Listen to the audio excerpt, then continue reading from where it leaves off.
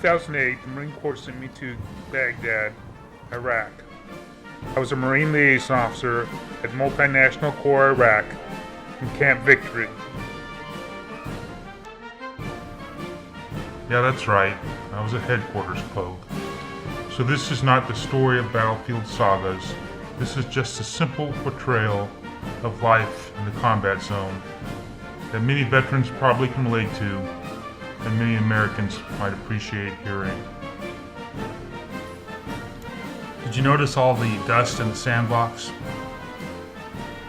My journey began as hurry up and wait at Camp Pendleton, where I received weapons training, cleared a gas mask, and somebody even tried to teach me how to set the head on a 50 cal. In the end, they just gave me a 9mm and sent me on my way to Baghdad. One highlight of the trip was the greeters in Bangor, Maine. Great job making us feeling appreciated.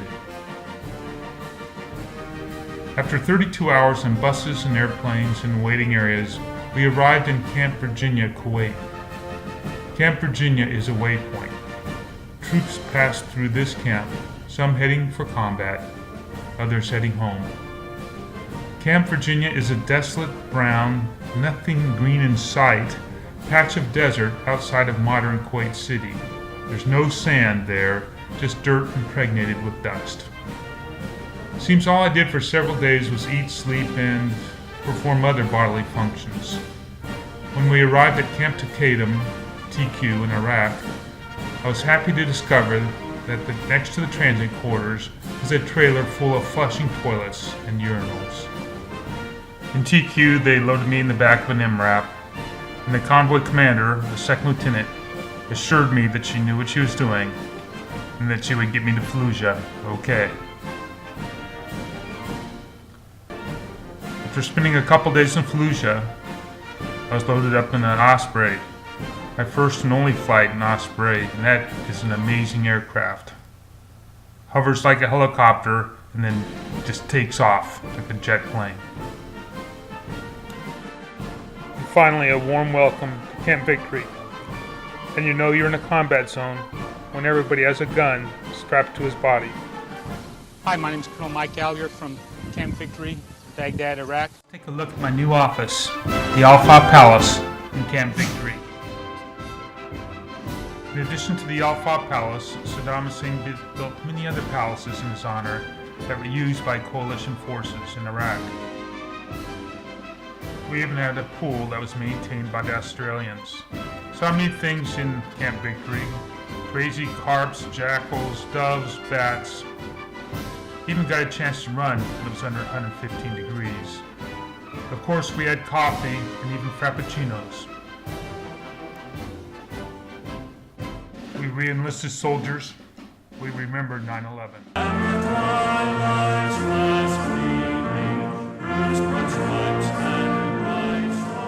Toby Keith sang patriotic songs. I tell you, our quarters weren't too bad, surrounded by concrete barriers for protection.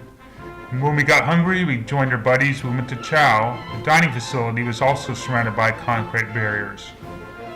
Our clinic was named after Christopher Goldby, a soldier from western Pennsylvania who was killed outside Fallujah in 2004.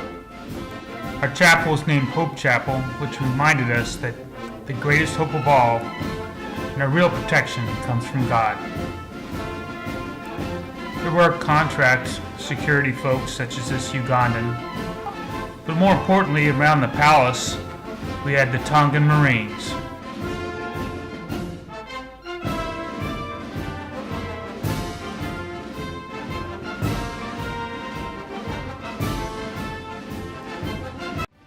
In the air, we had Aerostat. It was part of the counter-rocket artillery and mortar defensive system, which included a land-based version of the Phalanx 20mm system.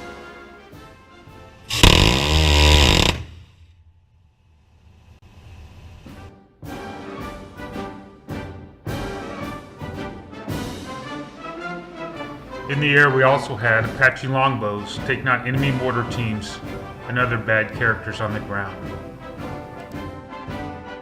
A couple times I had to go outside the wire from Camp Victory. I was always in the convoy and always in the back by Rhino. As you can see here, it's basically an armored RV. And of course, in the green zone, more dust.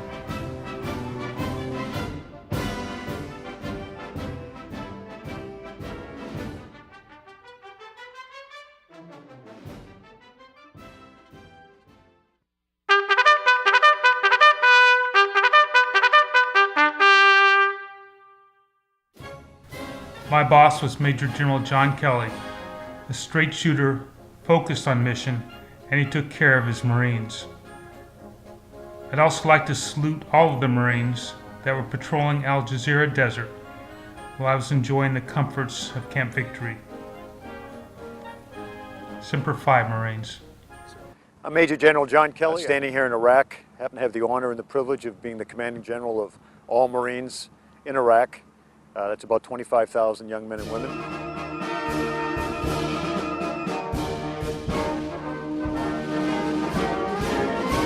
The big boss, General Petraeus, was sharp, respected by the men and women in Iraq, and he listened to intelligence. When I think of Iraq today, I often think of the children I met at the clinic at the Civil Military Operations Center in the far corner of Camp Victory.